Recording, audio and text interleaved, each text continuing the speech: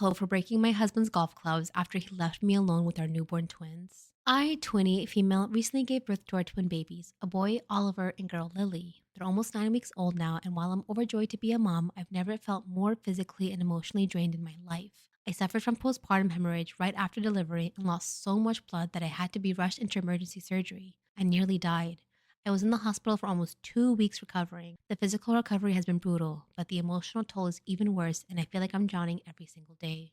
My husband, Matt, 32 male, was helpful while I was recovering in the hospital, but once we got home, he checked out. He works a 9 to 5 job, but instead of helping when he's home, he escapes to his man cave to play video games or go out with friends. I'm left alone to care for twins, and the exhaustion has become unbearable. I've been having terrible complications from the hemorrhage, constant pain, weakness, and intense anxiety. I still can't walk properly without getting dizzy, and breastfeeding has been a nightmare. Lily struggles to latch, which leads to bleeding nipples, and every feeding session feels like torture.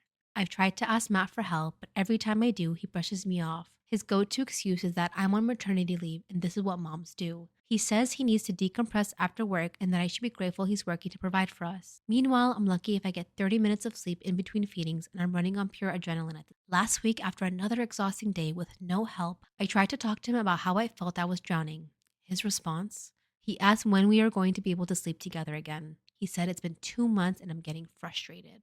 I was speechless. My body hasn't even fully healed from the traumatic birth, and he was acting like I was depriving him. When I tried to explain how much pain I was in, both physically and emotionally, he rolled his eyes and said, "Other women bounce back after having babies. It's not that hard. You gotta stop using it as an excuse." I felt so ashamed in that moment, like I wasn't good enough, wasn't recovering fast enough, wasn't being enough for him. It's not like I didn't want to be intimate with him again. I missed the closeness we used to have, but I was still bleeding occasionally and I could barely walk without wincing. My whole body felt like it was failing me, and instead of being patient or supportive, Matt acted like I was deliberately withholding sex from him. He even tried to initiate it once when I was barely 5 weeks postpartum, and I had to practically beg him to stop because it was too painful. He got frustrated and said, "Come on, it's been long enough," and huffed off like a teenager. Every time I tried to talk to him about how overwhelming things are, he'd steer the conversation back to when we'd be having sex again, like that was the only thing on his mind. This Saturday was my breaking point. The babies had been fussy all night, and I hadn't slept more than an hour in 48 hours. I was completely exhausted, and with my anemia still making me weak, I could barely stand. The incision from my surgery was throbbing with pain. Matt had left early that morning for a full day of golf with his buddies, despite knowing how rough my night had been. He said he'd be back by noon, but noon came and went, and he was still out. He was golfing at a course that was only an hour away, so I figured if things got too bad, he'd come home. Around 4 p.m., I was trying to feed Oliver while Lily was crying. My hands were shaking from sheer exhaustion, and in that moment, I almost dropped Oliver. I caught him just in time, but it scared me so badly that I collapsed on the floor in tears. I texted Matt begging him to come home, telling him I was scared and overwhelmed. His response: "Just put them in their cribs and rest. I'll be home later." This man hates you. I'm like, this man doesn't hates you. Later turned into 9 p.m., by which time I was a complete mess. I had been alone with the twins all day with no help, no food, and no sleep. When Matt finally walked through the door, he didn't seem to care at all. He saw me sitting on the floor with the twins, still crying, and giggled. Yes, giggled. He looked down on me, smiling like it was all some kind of joke, and said, "You're being overdramatic. You should have just handled it." I saw red. His smug, dismissive little giggle was the final straw. In a blind rage, I grabbed his beloved golf clubs, the one he's obsessed with, and smashed them against the floor. I broke two of them before Matt even realized what was happening. He started screaming at me, calling me crazy and psycho for breaking something so expensive and accusing me of losing it. After that, he stormed out of the house and spent the night at a friend's place. His best friend has been texting me, calling me a psycho and saying I'm unhinged for destroying his clubs. He told me I owe Matt a huge apology for. Oh my goodness, woman, you what? He told me I owe Matt a huge apology for overreacting and that he's been trying his best. But has he? I'm here day after day struggling to keep it together with two newborns while still recovering from a traumatic birth. I've been so weak that I've nearly dropped my baby, and Matt hasn't been around to help. He works during the week, and I understand that, but every weekend he's out golfing or with his buddies. And whenever he comes back from work, he's either watching sports or playing online games. I haven't had more than 2 hours of sleep at a time in weeks. I feel like I'm drowning. I'm starting to feel like maybe I did overreact, but at the same time, I'm so angry that he doesn't seem to care about how hard things have been for me. Am I the asshole for breaking his golf clubs? The question should be like, How should I leave him? Should I have left him sooner? How do I get out of this abusive relationship? This is a very mentally abusive relationship you're in. Oh my God. You could have impaled him with those golf clubs and I wouldn't blame you. He laughed at your pain, babe. He literally laughed at your pain. The man who's supposed to be like your best friend, your partner in this world, in the next world, like the father of your children laughed at your pain.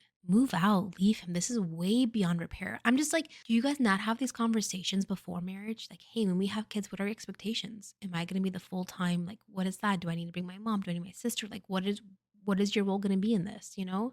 Oh my goodness. My wife, female 26, and I, male 27, have been together for about 7 years now. We do have a 5-year-old son and a 3-year-old daughter. Everything seemed to be okay until 2 years ago. Unfortunately, I found out my wife had been having an affair with a coworker that lasted over a year. Heartbroken, I had left my house for about 2 weeks, but I felt bad for leaving my kids behind. Just torn apart from leaving my kids and also hurt from being cheated on. Thoughts in my head kept on saying, go back with her because my kids will get raised by someone else. Those thoughts kept going on for a while until I decided to work things out with my wife. Everything seemed okay at first. We saw a therapist that helped us for about 6 months, bringing our relationship back to how it was in the beginning. Fast forward to now, I'm starting to get feelings of disgust and anger towards my wife. Even though I had forgiven her for what she had done, just the thought of her cheating on me and everything comes at random. It makes me feel no affection towards her. Now it's just like living with a roommate. We don't have any intimate time together anymore like we used to.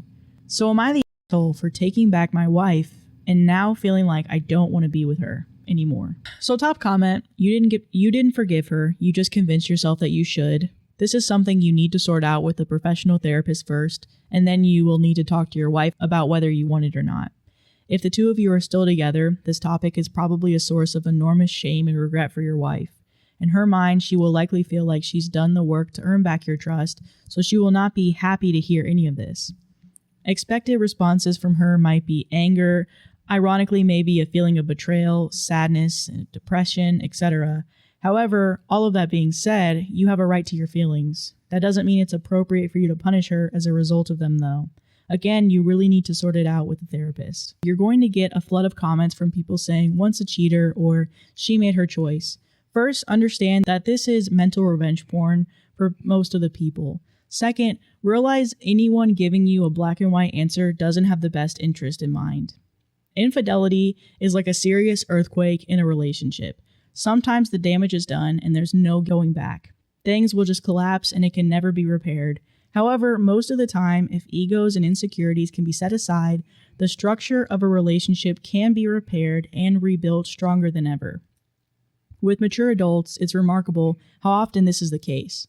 Finally, everyone will hate this, but through the course of therapy, you need to ask yourself, what was my role in this infidelity?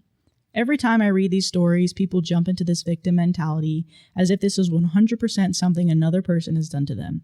It's incredibly rare and a psychological outlier for a person to freely cheat without basis or justification. That doesn't mean you're responsible for her cheating, but you were a part of that relationship when it broke down. Your wife obviously failed you, but how have you failed her? Everyone has failed their partner. Everyone. I'm not in any way suggesting to assign blame to yourself for her cheating. Just consider that she has a perspective and a version of the story that's different than your own. If you want your relationship to work, you both have to stop thinking about yourselves and put your efforts into caring for each other. Am I the asshole for locking the butler inside the baby's room? I don't think you should be locking people in any room. Yesterday, I gave birth to quadruplets. Obviously, I wasn't planning for that. It was just supposed to be one child. Holy moly. I'm a single mom. I can't handle 4 kids, so I need to get some help. I obviously can't raise 4 babies on my own. God, I hate babies. I hired a butler, hoping he would help me, but he kept going God knows where, and the babies kept crying and waking me up. So I decided to lock the butler in the baby's room with them, hoping since that he has nowhere else to go, he will have no choice but to take care of the babies. Isn't that false imprisonment? It worked, but now he thinks I'm an asshole and he wants to come out. Should I let him? Call the cops, butler. Wait, hold on. This sounds suspicious as Is this The Sims? It is r/am I the asshole Sims. I knew it.